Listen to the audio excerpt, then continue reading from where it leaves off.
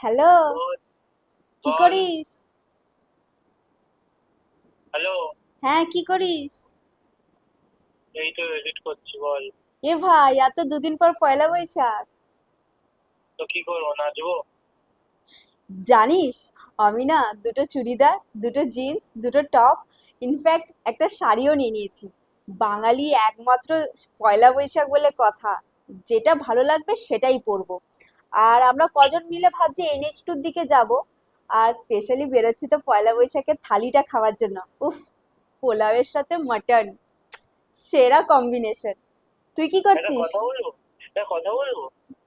হ্যাঁ, বল। বলছি আমাকে আর নেক্সট বার থেকে কল করবি না। কেন? আমি তো প্ল্যানটা জিজ্ঞেস করছিলাম, কেটে দিল কেন?